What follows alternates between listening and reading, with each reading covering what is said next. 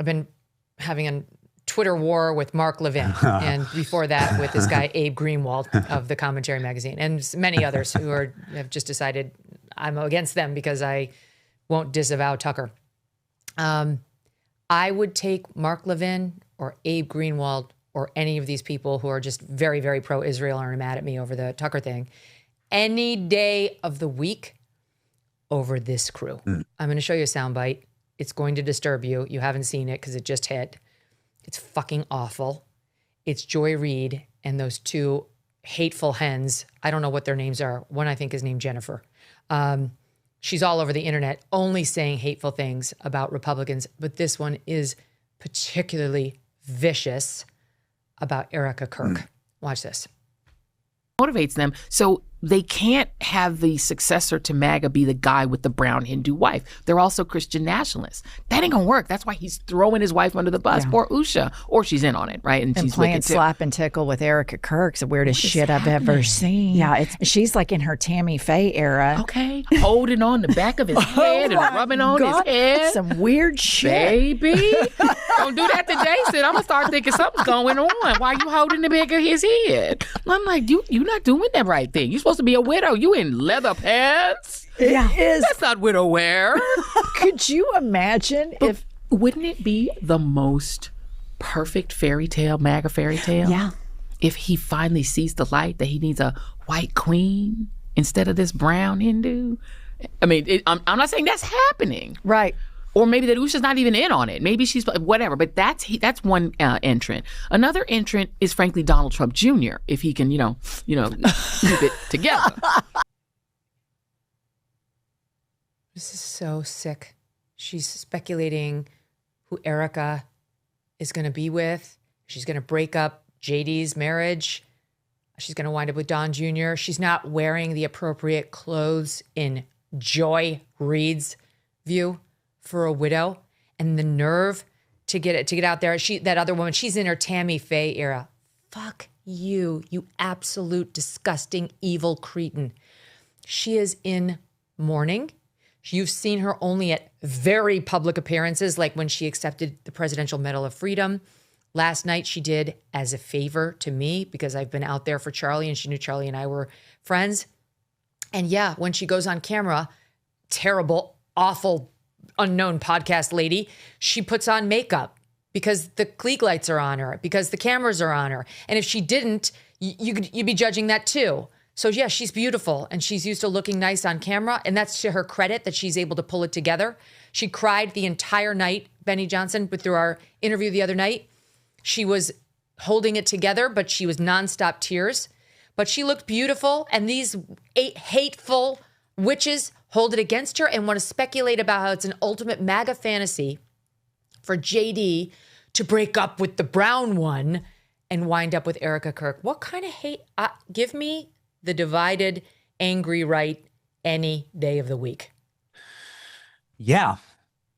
And there's a difference. The difference actually is in the data. I mean, what you saw there, you're exactly right to call it hateful, evil. It's demonic to laugh at and speculate on a widow who just had her children orphaned and her husband killed on a live stream. And the world saw it murdered in some of the most heinous act of political violence in our generation. I mean, tantamount effectively to our own JFK assassination. And this is what happened. Mm-hmm. And so now they're harassing and making fun of, our era's Jacqueline Kennedy. Yeah. And what does it say about you when you can do something like that? How could you possibly resort to doing that? First off, being a parent, you're a parent. I'm a parent of young children.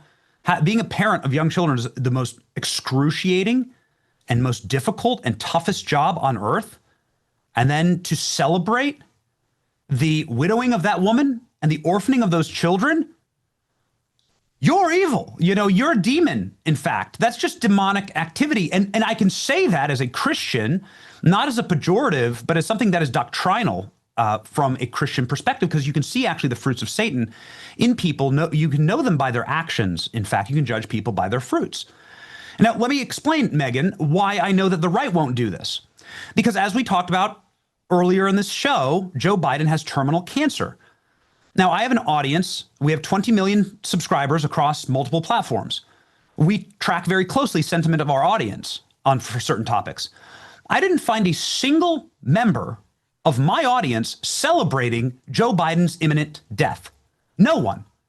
I, as a matter of fact, prayed for him live on the show. I prayed for him. Now, I think Joe Biden's the worst president in American history. I think I've spent as much effort as I possibly can to make sure that he doesn't become president again, or that we hampered as much of his time as president as possible. I don't like Joe Biden. I don't want Joe Biden anywhere near power. I didn't once laugh, giggle, or snort at Joe Biden becoming a widow or his children losing their father, because I can separate the human element of this, the spiritual element of this, my soul, right? As a person, I want that to be reflective of Christ. That's my religion. I can separate that from the politics. The left can't do that. Why, Megyn? And it's very important to understand why. The left can't do that because they don't believe in God. According to Gallup, 93% of Republicans believe in God or a God. Less than 60% of Democrats believe in God. So you can just kind of round number that to about half of Democrats don't believe in God. If you don't believe in God, then you don't believe that we were created in God's image. This is the first book of Genesis. This is like the doctrinal creation story shared across religions, that we are created by God and we have a purpose and we have value higher than the animals, that we're created different, and that all human life is precious no matter who you are, where you come from, what your skin color is, and that it is a moral evil to take that life or to celebrate the taking of that life. And that, Megyn, is the ball game. That actually explains these differences. If you don't believe in God, if you have that hatred in your heart, if you don't believe that human life is precious and all life is effectively just a power struggle, then you're just simply going to want power. And if it takes death to get there, then you're just like all the other Marxists who've killed 100 million people this last century. Pol Pot, Mao Zedong, and Joseph Stalin. You're the same as all of them. And here's the final thing I'll say on this, Megyn. They want us to hate them because that means they win. When hatred inspires more hatred through name calling or sneering or laughing at orphaned children, when they can pull you down to their level, when Satan can tell you to eat the apple and you take a bite, and you then begin to reflect the same hatred they have, they win. That's why they call you an anti-Semite. That's why they call you a racist. That's why they call you Hitler.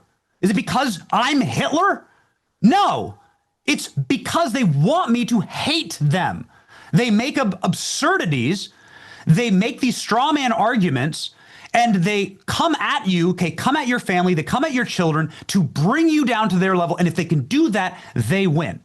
That is why critically in this Christmas season, Megyn, we have to remember as Christians, and we have to remember as the moral movement that we are, the 93% of our party that believes in God and believes in the foundations of this country. We have to not let them win by welcoming that hatred into our hearts. And they're working overtime to get us to hate them.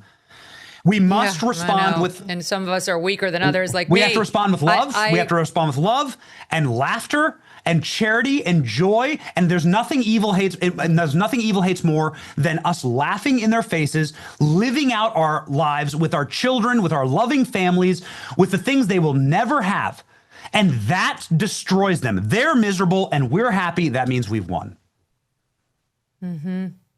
What you say is very interesting to me because my audience knows I've been on this faith journey now for quite some time, but went into overtime after Charlie's death.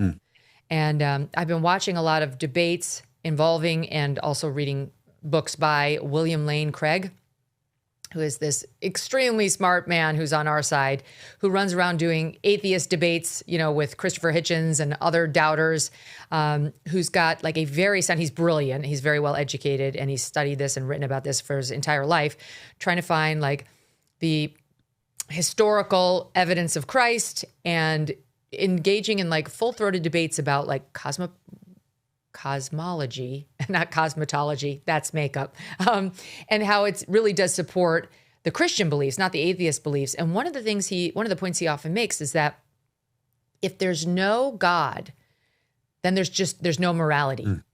There's no morality. There's no hardcore foundation for good and evil, for judging actions. And what you were just saying dovetails perfectly into that. Like his predictions are about like a society where there is no God. You're talking about a faction, a political group that has no God. Yes. And it's leading to the same result. One would be worldwide in his, worst case scenario. And yours is a party-wide situation for a disturbing number of people who are on the left. Not all, some are faithful, but a disturbing number who have no God in their life and have lost all tether to good and evil, to like a fundamental level of decency, and honor, kindness. I do not get the absolute ripping apart of a new widow whose main goal every day is to make sure her children are okay because their father was shot to death 2 months ago. This isn't 5 years ago, or maybe it would make its way into a joke here or there on a late night show. Whatever. It's just part of the national healing process. This is 2 months. It's raw. Everyone's still in mourning, especially the Kirk family. And she was in the center of their target as their bullseye, as they laughed at her. That one podcaster there in the clip you played, her name's Jennifer Horn. Nobody is quite sure where the hell she came from. I don't really know who she is, but I know that she went viral in the weeks after Charlie's assassination by saying that was a warning, and that if Democrats don't get on board with fighting MAGA, that's going to happen to you. And they're just out and out saying it, right? So the top law enforcement official in Virginia now is somebody who wants to kill Republican babies. Like kill their children, right? Because they're little fascists. Yes. They're just being the mask is off, right? So the mask is off. They're telling us who they are. We have to believe them, and more importantly, Megyn, we have to be able to counter this. We have to accept what this is, and to be able to present the counter argument so that this doesn't continue to warp and shape the way that politics is done in America with assassination culture. It's totally and completely evil. It's something that's really raw. Crazy. What a crazy term you just used, but you're not wrong. Assassination culture. It's like it's a thing now after Luigi. So just one final thought. The Constitution. So it's like the Civil Rights era, right? Is like the favorite thing for these people. Okay, that was like the crowning achievement. Yeah. How do you get that without? They point back to our founding documents, right? About America's. That's what the founders would have wanted, but they never look at the words. All men are what, Megyn? All men are created equal, endowed by their creator with certain inalienable rights. If you take God out of the founding documents, then you have no America. You have no reason to free the slaves. You have no reason for the civil rights era or for women's suffrage or for any of it, in fact.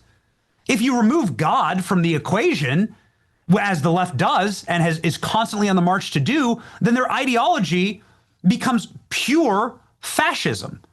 There is no America founding without that. Yes, that's right. So that is foundationally, yes, all men created equal, endowed by their creator. If you remove that, then you're just left with totalitarianism. I just want to show you, I asked Erica Kirk, for what it's worth, about that moment where she hugged JD. Yeah. I mean, she hugged me just as warmly and closely. Right. She's a hugger. And then she's a total hugger, which we love. I mean, honestly, I loved it. I felt like I was next to God. That's how it feels when you're around her. Like you're just with somebody who's got a more evolved spiritual presence and connection with the Almighty. Yes. Something to aspire to. Anyway, here she is talking about the JD hug, and then on the back end, we'll play the one where the follow-up. We'll just watch.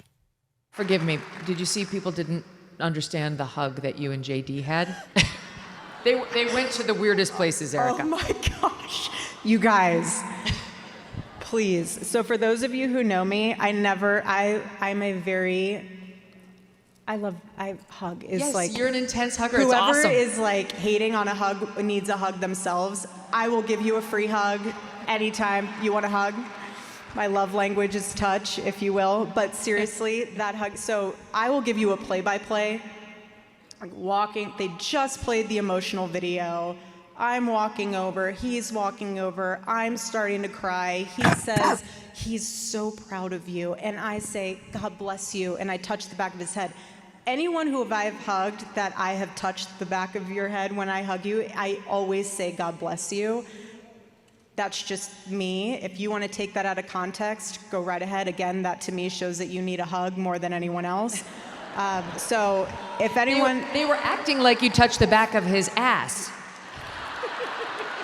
I feel like I wouldn't get as much hate if I did that versus... Watching people turn on you has been one of the most unexpected, strange, terrible things since he died. Megyn, and I know you get this because you have a thick skin and a soft heart. The thing is that the more that people, and it gets outlandish, more and more crazy as time goes on, because there's just a void that apparently needs to be filled. But I'm okay with the world not understanding me. I'm okay with that. I'm okay with I don't want to look like the world. We're as Christians, we're called to be in the world, not of it. And if they could understand me, then I'm not doing something right. She's so evolved, Benny. That's exactly the right answer. There are a lot of politicians that should be getting coal in their stockings for Christmas, but Birch Gold thinks, as a smart planner, you deserve silver. That's why with every $5,000 you purchase between now and December 22nd, Birch Gold will send you an ounce of silver, which is up over 60% this year.